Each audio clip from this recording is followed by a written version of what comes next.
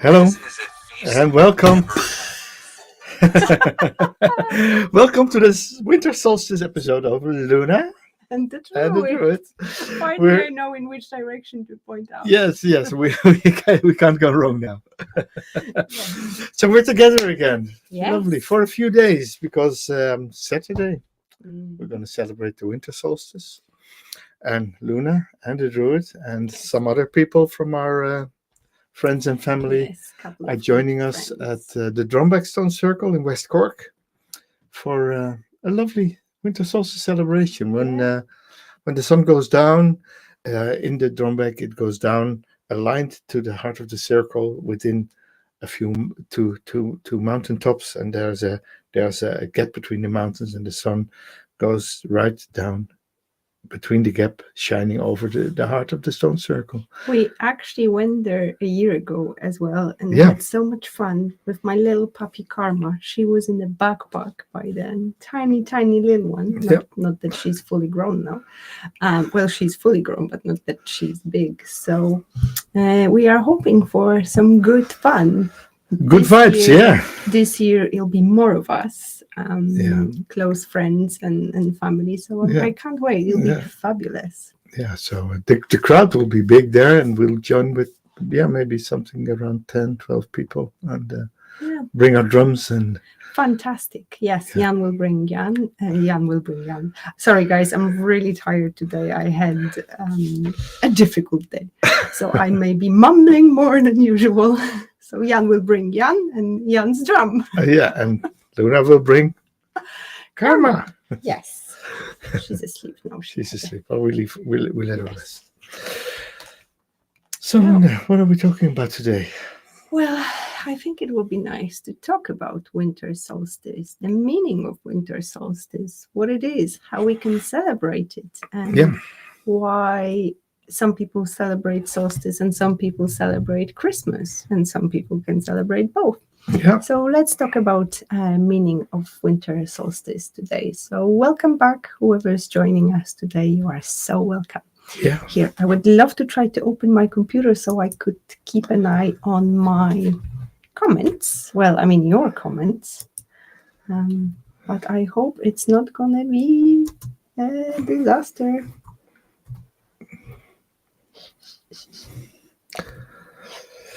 Yes, so Yes. the winter solstice has been celebrated in Europe and in the world for many thousands of years. It's we call it the return of the light. So after, as we know here in the the northern hemisphere, the days are really short right now. 4 o'clock, it's already turning into night, dark. 4 p.m. Yeah. But why is it actually called the return of the light? Because it's the longest and darkest night of the year. And from that day on, slowly but surely, it's about 3 or 4 days that we really have the shortest days and longest nights. And from there on, slowly but surely, the light returns.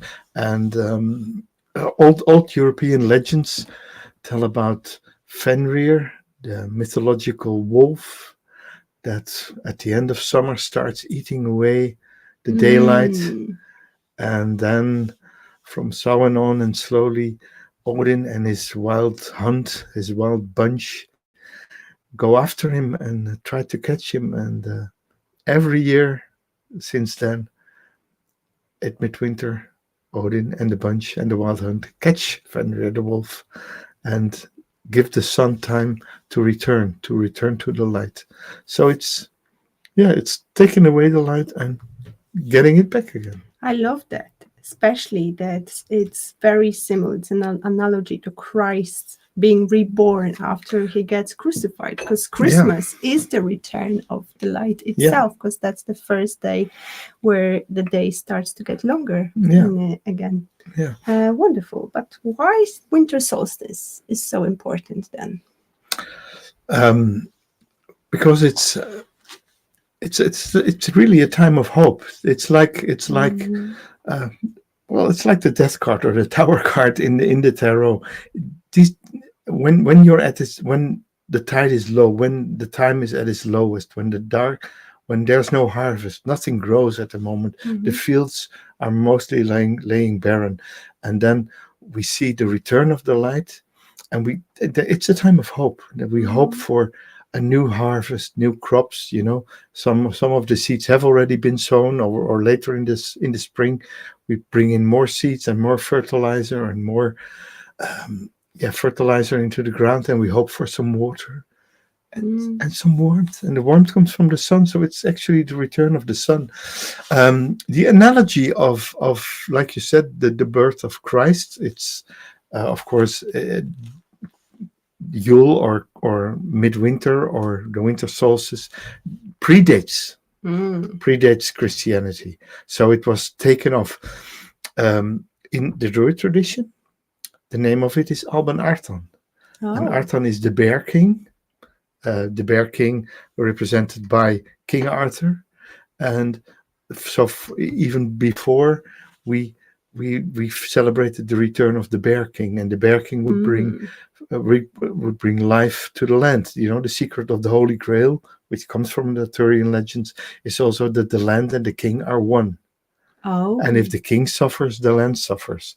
So it's prosperity. The birth of a good king is bringing prosperity. So since you mentioned the Druid, how ancient Druids were celebrating winter solstice? What was going on there?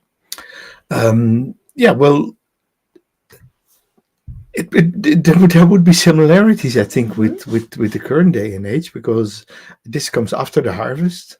So after the harvest, the warehouses are full.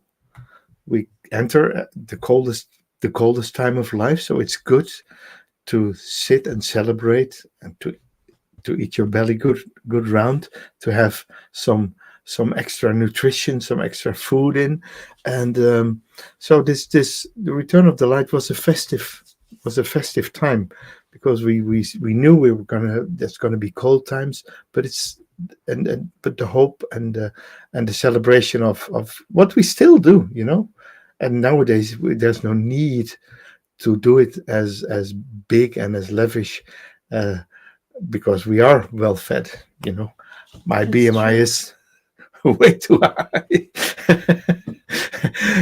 So I don't need extra food for Christmas or Yule or the midwinter.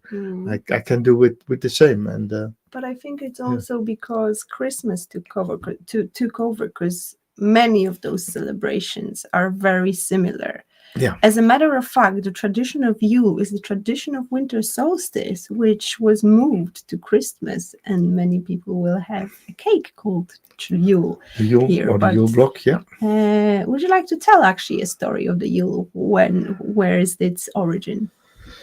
Well, Yule is, I think the Yule in Western Europe would be the name of the winter solstice in the Nordic traditions. Yeah, as well. So they celebrated it there, and they celebrated the story I already told you of the catching of the wolf. Well, Yule also, and where it comes from, is the big piece of oak you bring home on the winter solstice to burn, to bring the warmth and to bring the light you mentioned here.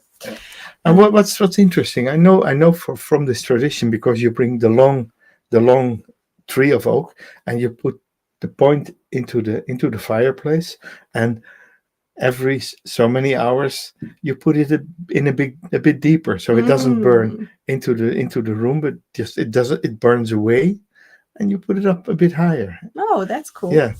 That's unusual. A tradition. Yeah, lovely. To have a big log where just the tip is burning and the rest just lies in the room. Yeah. Well, right now most of logs are chocolate ones you can fill up your belly with. And hello, Prairie. So lovely to have you here tonight with us. Hey, you beautiful souls. You're so welcome here and so lovely to have you. Yeah. Okay. And are there any specific legends or stories especially within the Druid tradition, because I'm really interested in how Druids celebrate winter solstice. As a matter of fact, this is one of the Wheel of Years season, so that's a big So we go full circle, and Alban Artan, meaning of course the return of the Bear King, and the bear in Yule is already asleep, of course. It's that the bear has its winter sleep, is hibernating, is slow, and that's it. The legend is that twice a year there's two famous, important druidic trees battling it out for who's the boss of the forest. And of course, one of these is the oak. The oak being probably the most druidic of all trees.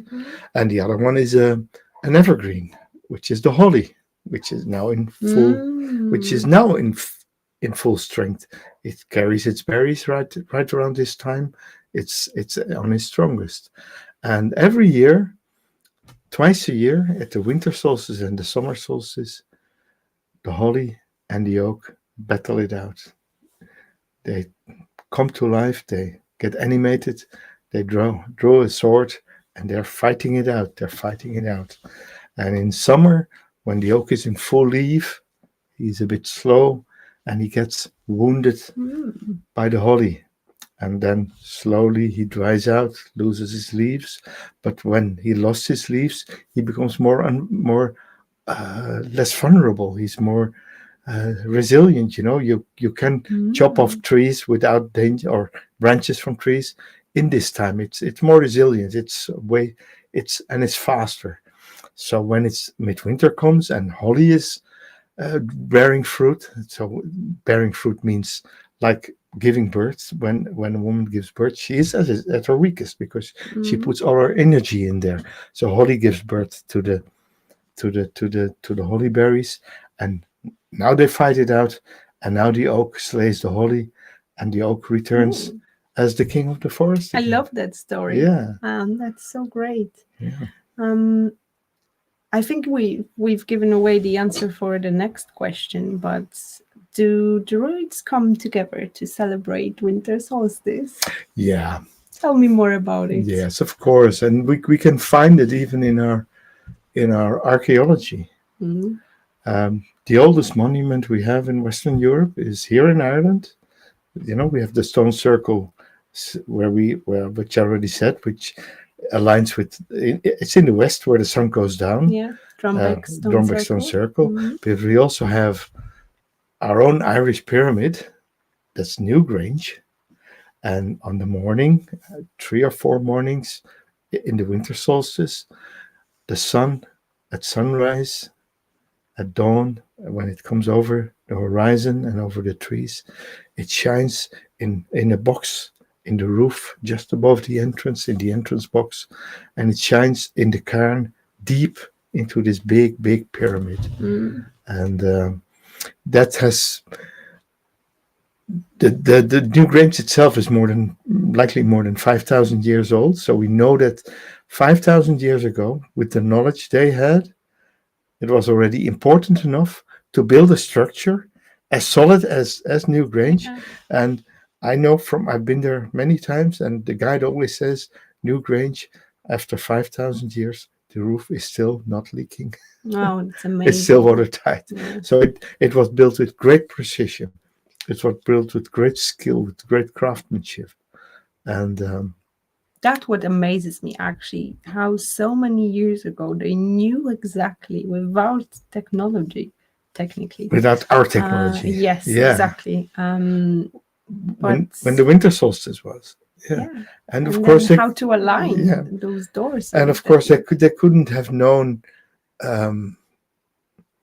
they couldn't probably not even measure it every year, because even now we follow Newgrange year after year, and only once in so many years we actually have clear sight that allows the sun to go into the roof box. It's maybe less than half the times it doesn't enter the roof box. We just have to emulate it, with lights.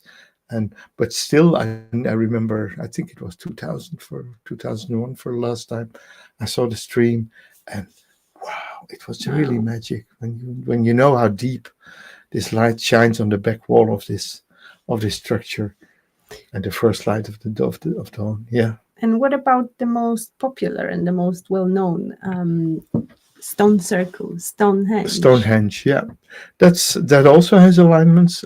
Stonehenge has alignments to both the solstices. That is interesting. So it's very big at the summer solstice, but again, it will open up in the early morning of the 21st, so next Saturday. It will open up around 8 o'clock. People can go in, and like 8:45, 9 o'clock, the sun will come up, and if we have a clear sky, we'll see it entering the stone circle also. So that's how important the winter solstice was, that they built these gigantic structures. For instance, from the Stonehenge, we still don't really 100% know for sure how actually they did it, because these stones weren't local, and you can't just lift them up. Yeah, they're enormous. They're 50 tons or something. Actually, our friend Julie took us to a park where there is a rock which was designed to build the new Grange, but they've lost it on the way, and it was massive. It was very heavy, and the descriptions, like in encryptions on that rock, was just fascinating. Kerry, our surroundings here, Ireland is full of rock art. We have everywhere. We have solid pieces of rock, too big to move. They date from the ice ages. They were planted there by the ice, and they're full of inscriptions and stuff. So, and what's also very interesting, that we know from Newgrange, that inscriptions would be made on rocks that were put in the walls, and the inscriptions will never ever be seen by a human again. They're only for the eyes of the gods. Oh, interesting. Yeah, and I learned why that was, because I know someone in Norway who makes traditional Viking attire, and the king's robe would also have embroidery on the inside, only for the king and the gods to see. Oh, lovely. Yeah. So, beautiful friends from UK, you know where to go if you want to celebrate winter solstice. And one actually joined us here recently. Hello, Magda. So lovely Hello, Magda. to have you with us tonight. And for those who live in Ireland, go and find your nearest stone circle and go try to something new. Try to meet new people, celebrate with them. Because the tradition of stone circles is actually Northern Europe. It's actually UK and Ireland mostly. There are a few around the Europe, if I'm not mistaken, as well. But I think it's more for the islands here. Yeah. And you have some in France, so it's and these are called Celtic people as well. So that's the Celtic tradition. Brittany in France, and these islands, and we know from that there must have been interactions between the north of France and what's now Belgium and the south of Netherlands with the Celts, and of course it goes back into Spain. The parts of Iberia and San Sebastian, and just over the Catalan people, they're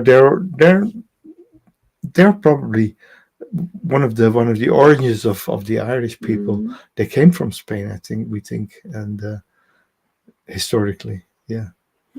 And so the interesting thing with the winter solstice is that this Ireland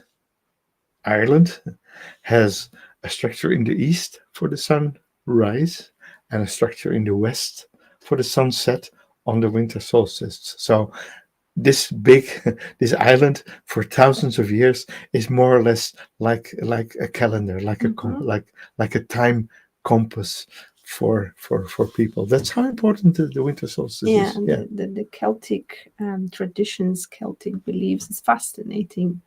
It just amazes me how deep in the cycle of nature they were. And speaking of that, how does the winter solstice relate to Druidic understanding of the circle of life, death, and rebirth? Yeah. We the tradition as we work with in Druidism, we all work with cycles. The smallest cycle, of course, we have time cycles, human created, minutes and hours, and they come together in days. And the smallest circle is a day. We have a sunrise and a sunset, and then we have the moons, the waxing moon, the waning moon, the full moon, the new moon. So we have the months. Coming and dying again, and then we have the seasons, and the seasons become years, and then we have the big circle. That's the circle of the year, and from that we project our own lives, the circle of life, of birth, growth, grown up, decay, and death again, and rebirth. And so everything works in cycles, and we can say that the winter solstice would be midnight, or birth, Interesting. or the moment of birth, of midnight, or the new moon, and it holds the promise of more. And you can so the cycles grow bigger, but there are parallels. There are parallels, and they all have the same idea. So when you work with that, you can also put your life in that. You say, okay, you're born. The first quarter, the first 20, 25 years is your youth. Then the second one is your summer. That's when you thrive and grow and work hard. And then the third life cycle is your autumn, when the harvest comes in, and that starts around 50. Some say 42, actually. I won't disagree. It all depends. Of course, we have longer lifespans than people 100 years ago. Of course. You could say 20, 40, 60, 80, and then die. But there are different actually beliefs about that. So I say 20, 25, 40, 50, 60, 70, 75, and then the fourth life phase, the phase of the wise man, the wise woman, or the crone. And that's the phase before you die, when nothing really matters, and when and the funny thing is, because it's a circle, then you can also understand why older people love their grandchildren, because they get closer to each other. Their archetypes are next to each other in the last quarter and the first quarter. That's so true. And of course they have they also both have the most worry-free time of their lives. The first 20 years of your life, you don't need to worry. You're taken care of. Some exceptions there, and in the last phase of your life, you've done it. You're free from your responsibilities. Life gets easier normally, with the decay, but normally, And then the hard part of your life is this middle phase, when you have to work on your career, build your house, get a mortgage, get married, or whatever happens, And then, so that's for men. It's the Mabon phase, the warrior phase. That's the second life phase. The chieftain, you become in charge, and then the wise man. And for women, it's the maiden, the mother, the crone, and the wise woman. Yeah. And for you personally, what is the most important spiritual aspect of winter solstice? Yeah, the spiritual aspect for me, it is really from Samhain on, it's going within, slowing down, introspection, make up the balance of the year, make up what have we done, how have we fared. My work is down at the moment. I'm not doing too much. It's a time of recovery. It's time of harvest, time of enjoyment. We're going to have a few lovely days for Saturday. We stay together, and our friend Julie joins us, and so we have this time of relaxation, and from there on, we slowly start making plans for the next cycle. Mm. So it's a time of really enjoying it. Take it easy. Don't stress it too much. Have fun together. Have Yeah, fun with friends, family, or loved ones. And that's for lovely. me the most important Mm. thing. And for you, how does that? How do you see it? To me, first of all, is that slowing down, going within, planting some seeds in the way, for me, that time is always about learning, reading tons of books, doing tons of courses, learning, upgrading my skills, because it's just a wonderful time to stay cozy with a book. I tend to disconnect from people, but at the same time, I'm around people more because of the celebrations. I love the Christmas vibe in terms of meeting people, celebrating each other. I love the idea of gifts giving. This is, I think, my favorite part of, because it shows a lot of abundance. So that would be it.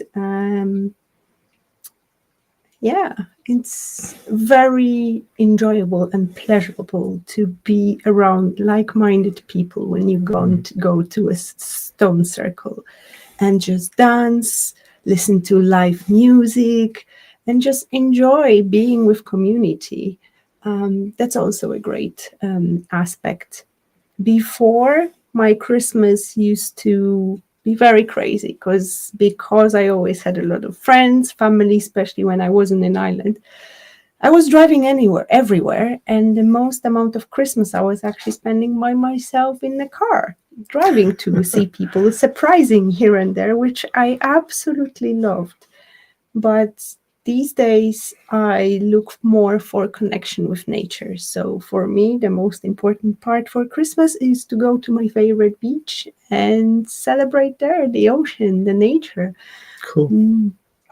Just being and celebrating the nature and observing how things change, how the day gets short and it gets really dark very quickly, which makes the cozy atmosphere with a fire, with a book, with a hot tea.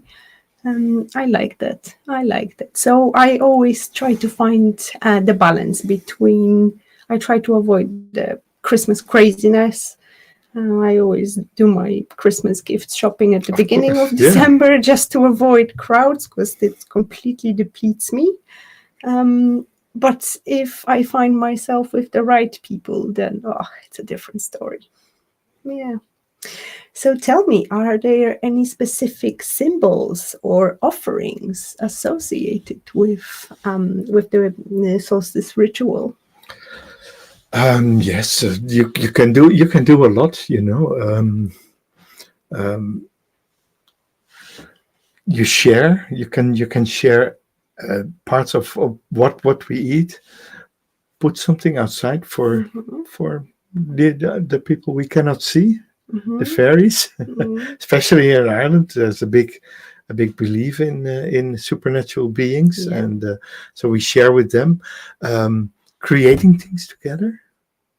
Creating uh, Christmas decorations, or Yule decorations, or midwinter decorations. Use what the season still has to offer. We think this is a time of barren lands and there's nothing there. But take the holly, for instance. The holly is, at this moment, it's more beautiful than ever Mm-hmm. with all the That's red true. berries. It really pushes out nature, and nature is beautiful.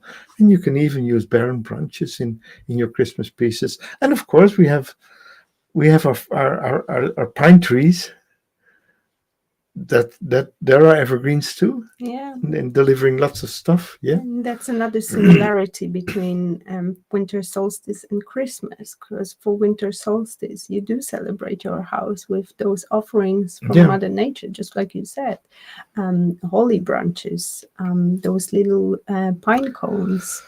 The cones and the branches. Yeah. Yeah. The Absolutely, evergreen and the branches. smell is amazing. And then Hmm. I think Christmas, decorating Christmas tree, was similar years ago, but then obviously consumptions took over. Yeah. And no judgment here, obviously. But yeah.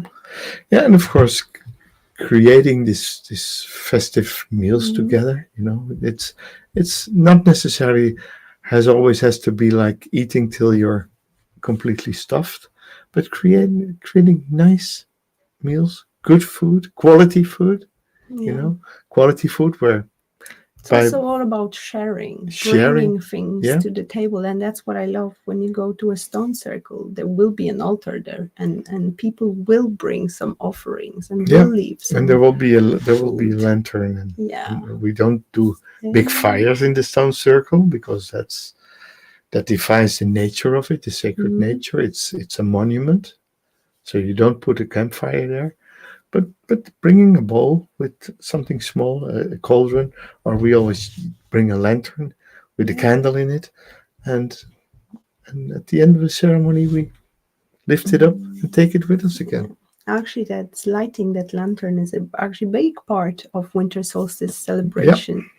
And rituals, absolutely, because it's all about bringing back the light. Yeah.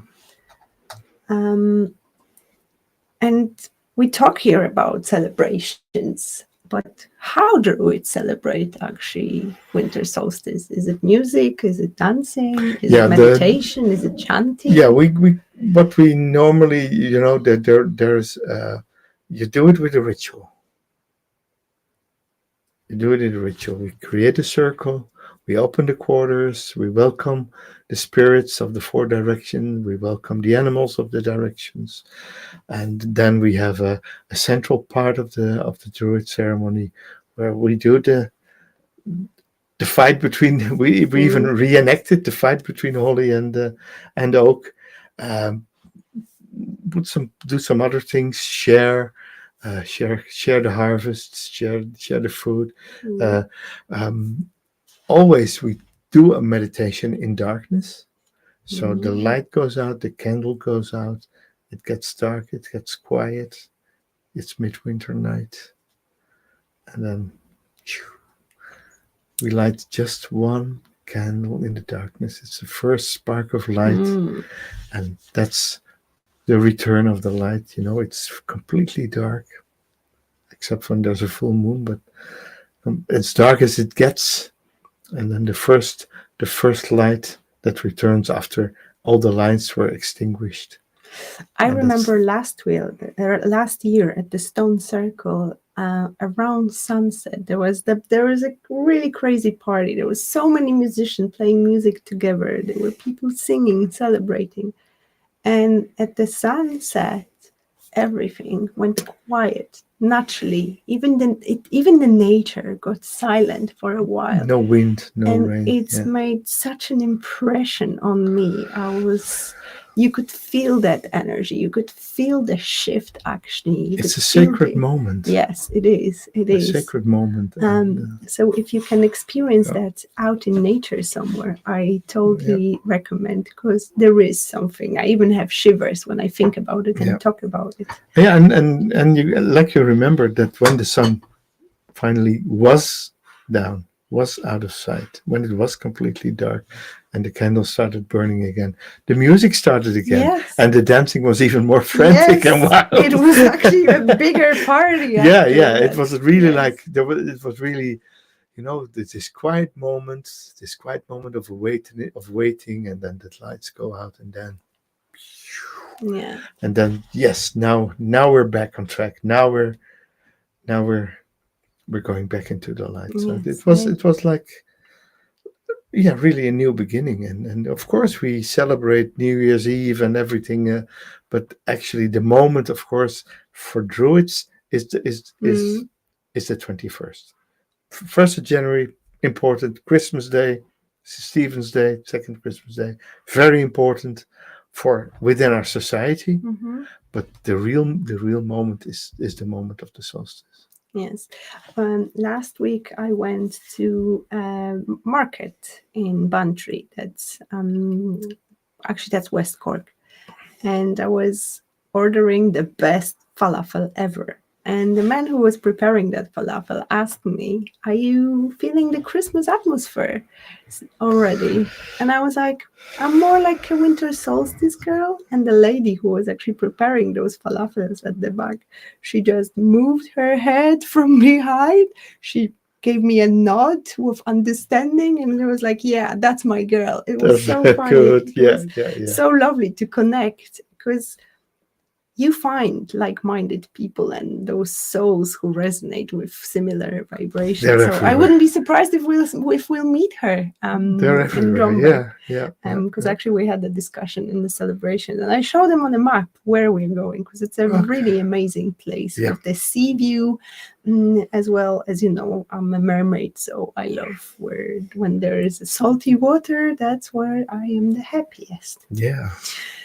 And Jan, how do you feel? Like, how does the winter solstice reflect the relationship between humans and the natural world?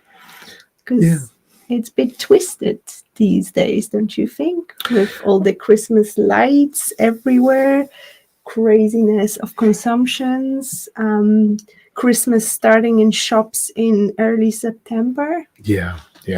So consumerism belongs to Christmas. Yeah.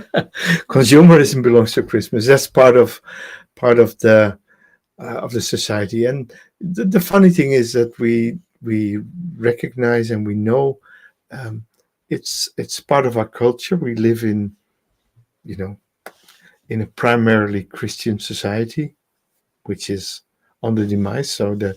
And we see a big return to old values and old beliefs, and the pagan beliefs get more and more important. The growth of the population thinking like this is growing all the time. So we're experiencing this conscious shift towards a more natural celebration and away from pure consumerism, because it's not about spending money, loading your carts full of food. I can never imagine that if we already eat a lot in here. We have our shopping trolleys full. How come that for just one single day there's we use 3-4 times as much food with the same number of people? Tradition. It's not tradition. No, but Yes, we're the same amount of people. How on earth? Where do we stuff it? It was a tradition because that was the big celebration and the big feast after the 40 days of Advent, of fasting, of not having much. And that's where the celebration was, because we were celebrating the rebirth of the light. Yeah. However, these days, exactly like you say, we have more than enough, and still, and it just amazed me how people hurt themselves by overeating, overindulging. And don't get me wrong, there is no judgment from my side on Christmas, and if that's what rocks your boat, that's fine. It's just not my boat. However, it's always the same cycle: overeating, overindulging, then trying to lose that extra weight. And if that's something which makes you happy, go ahead. But I think that the balance is here very needed. Yeah. So same with presents. You know, we exchange a present or two. You know, just nicely. Yeah. And it doesn't have to be trolleys and trolleys full of stuff. You know, I always say, "What do you want? What do you want? What can I give you?" I say, "Sorry, I have everything I need." And of course, I'm really. I'm a good giver and I'm a good receiver as well. I love to get stuff bought or made with attention, with attention, with thinking of me, and I get something. I love it, and I'll cherish it, use it, of course. And so you get things. Yeah, but the thought behind the thought behind it. Yeah. But the thought doesn't come from the quantity, but it comes from the quality. Obviously, it's different if you have kids, because that's that magic of Christmas you want to bring. But when it comes to adults, for me, it's the thought which counts. That absolutely, gifting somebody something they will enjoy they will like. So how could we bring those traditions, like Druidic traditions or in general traditions of celebrating winter solstice, into our everyday life? How somebody who doesn't know much about those celebrations could start? Yeah. Well, there's lots of opportunities, of course. First, I think it all goes by intuition. It goes by choosing a more thoughtful, conscious awareness and spiritual life. That comes first. Normally, you would say from that comes community and education. So if you're, especially when you're not surrounded by many people who would be already on the path, it's you could start educating yourself. There's many free resources on the internet.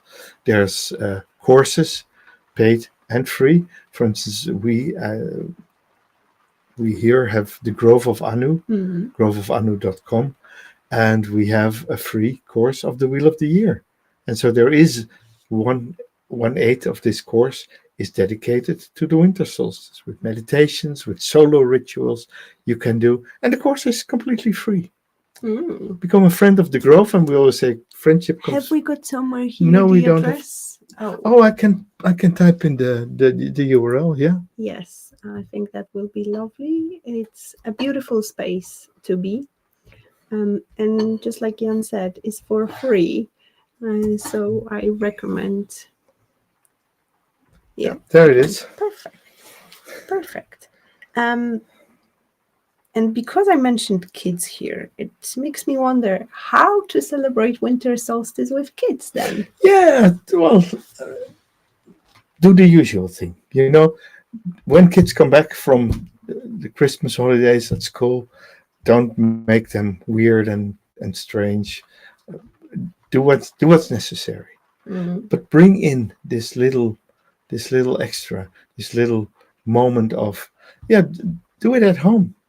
On even if you don't want to do it on the winter solstice, then do it on the 24th, the night before Christmas, and do it at the time the children go to bed. Extinguish all the lights and say, yes, this is the darkest night. And then put on a little candle and make every one of the children light their own candles, and they put them together, and you see all these little lights put a magical touch of light in the whole room. So that's what you can do with the whole bunch that you celebrate Christmas with. Wonderful. And you can do that on the 21st, the 24th. You can even do it on the 25th or whenever you're together, and want to really emphasize what Christmas is really about. It's not just celebrating the perceived birthday of Christ. Nobody knows if he was actually born on the 25th of December. And I doubt it sincerely, because I think Christmas was chosen because this time was one of the most important times in the old traditions, in the old ways, the old pagan traditions. This was one of the highlights of the year, and they want to match it. They could take it away, but just put it a few days later and connect it with it, like we connected Easter to the beginning of spring, and All Souls Night with Halloween and Samhain. It's so even in the modern, not even in the Christian tradition, we see a lot of adaptation of pagan rituals, pagan beliefs, pagan timings, just to make sure that they were there. And it was easy. Many people in these days believed in many gods, and from Rome came a new one. I said, okay, well, we already have 20 gods. We can have a 21st. The more, the merrier. And then all of a sudden, that one said, yeah, but now I'm the only one. The other ones don't exist anymore. Yeah. And we always say, as long as someone believes, even if it's an old and nearly forgotten God. If someone believes in him, they still exist. I like it. Well, Yeah. at the end of the day, we are We are creators creators. of our own Yeah, life, that's the and thing. we create our world. What's around us. And that contradicts the Bible that says God created man in his image. And I always say no. Man created the gods in their image. Oh, somebody says here, it's a wonderful course. I love it. Oh, wonderful. Thank you for posing. Thank you. Thank you. We're happy to see some members of To see the members of the Grove. Fantastic. Yeah. Yes. So just to summarize, slow down, reminisce on the darkness, acknowledge the darkness, perhaps think of those times where you were in the darkness itself, yourself, and look what happened next. Look at the light which helped you to overcome the darkness and move, because after the night the sun will finally rise. Yeah. Shall we pull a card with a winter solstice message for our dear viewers? Of course we can. I do have some cards lying around. Oh, look. A whole box. Okay, let me see, check. Yeah. No, these ones aren't shuffled yet. This is a new box. There is alchemical. No, do the small one there. Yeah, there you go. Yeah, thank you. This is one of my working decks. Oh, somebody's changing the position. Karma, do we have cards for you as well? No, I'm holding cards. You're with our producer on your left. Yes. Okay. Yes. I'm not sure if you can see her. So, yes, I see her. She says hi in her snoring. So what's the theme of the first card? I think how to acknowledge the darkness, maybe what to do to connect with our own darkness. What do you think? How do we connect with our own darkness within, and how? Yeah. We can make a progress there. So how do we connect with the darkness? Look at this. Oh la la! Oh, that's a lovely one. Yeah. It's actually funny because this is a card that's Jupiter in Capricorn. And we're actually entering. And this is actually the first card of the Capricorn deck in the year. This is the first card of Capricorn, which starts on the 21st of December, and as you can see, it's called Change, and I love this image of them. Yeah, and so the change is represented, of course, by the Lemniscate, by the ever changing 8, and what we also see that we embrace the darkness. But there's also movement in the card, because when we're holding the darkness and we move up, we enter into the light. Yes, and that's the change. It's a card also about juggling opportunities, stubbornness, holding on. That's the Capricorn, but Capricorn in Jupiter says, okay, let's move. Yes, and the Capricorn moves in its perfection. So sometimes we want things to be too perfect, and that's our own darkness, that we just give in too much into something, forgetting the real meaning. Yeah. But what I see from this card, and what I'm feeling actually, what is important here, is to remember that darkness is not the end. Darkness is actually the beginning. Yeah, and that's where the growth starts, and that's where it starts, and that's when the biggest growth actually happens. Yeah. And the card also represents that neither does darkness last forever. Yeah, and the same cycle. The same was for the light. Yeah, absolutely. So this is the winter solstice, and on top we have the summer solstice. Yeah, so that's acknowledgement crazy. on remembering that nothing lasts forever, and everything is a cycle of change. Yeah, literally. Yeah. So how we move from the light into the darkness, and so how do we embrace the light? This one is looking at me. Oh wow, one of your favorite cards. Oh, the art. art card, temperance card. Look at this. Yeah, the art card is card number 14 from Major Arcana. So it's most of the times known as temperance. So balancing out the highs and the lows. Temperance, Christmas, not overeating, not doing too much. The cauldron, where as you can see, there is a man and a woman joining together and creating something in the cauldron. So that's a cauldron of new life. The newborn king is there. So embrace the light. You can see there is the sun in the background, and the white lion that in the lover's card is red, and the red eagle that in the lover's card is white. So there is, again, like in the other one, there is progress, there is movement, but this is really about tempering the highs and lows. So be more gentle to yourself. Don't overdo it in the positive, and don't overdo it in the negative side. Oops. To me, temperance card is the card of patience as well. So be patient with the process, because it's alchemical process. It takes some time. It takes some time, exactly. Wonderful. Let's actually summarize everything we've been talking here today. Last but not least, the theme for 2025. You're starting to think about 2025. The theme already. The theme for the new cycle. Yeah. The theme for the new cycle around the sun. Ooh. Oh, I pulled two cards. Okay. Interesting. Yeah. What do we have here? 5 of Wands and justice or adjustment.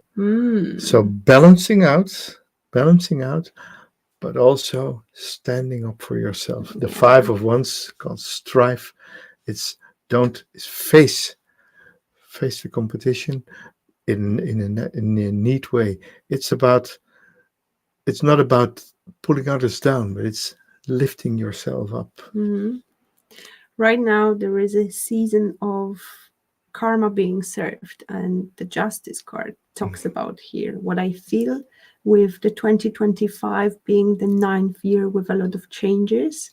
It will be important to, just like you said, stand your ground and stand up for yourself, and make sure that the karma will pay you off. If you've been giving good things, you will see the rewards, you will reap the rewards. But if you haven't been doing well, then 2025 will be interesting for you, for sure. Yeah, and the funny thing is that this card was actually the card for 2024, because it's number 8, and as you can see in the Thoth deck, adjustment is number 8. Yeah. And 2204 together. Yeah, it's 8. So it's and 8 is a number of karma and destiny. And I think the 5 of Wands represents what we are striving for the next year, because we're creating a year of growth. Yeah, absolutely. That's what we're doing. That's where we're, and that doesn't necessarily mean it's all more and working harder and no, it's working smarter and showing up. So look. That's what this card. Oh, that's what this card says. Show up. Exactly. And when you keep showing up, things will align. It sometimes requires patience. Sometimes require things to align behind the scenes. Or persistence. Yes. Sometimes it requires juggling between multiple things as well. But if you will be consistent, if you will keep going, if it comes from your heart, because I think that's the most important aspect of that alchemy, is to doing things which come from your heart, then you will reap the rewards. Yeah, we will. With that being said, we thank you for sharing the space with us. Yes, thank you for your wisdom. Thank you your for beautiful stories. The wonderful conversation again. Thank you very much, guys. Thank you for being here with us, watching us live. And if you're watching a replay, also say hi in the comments so we would know that you were with us. Yes, and I wish you a blessed winter solstice. Yes. And happy Christmas. A happy Christmas, of Yeah. course. Goodbye, lads.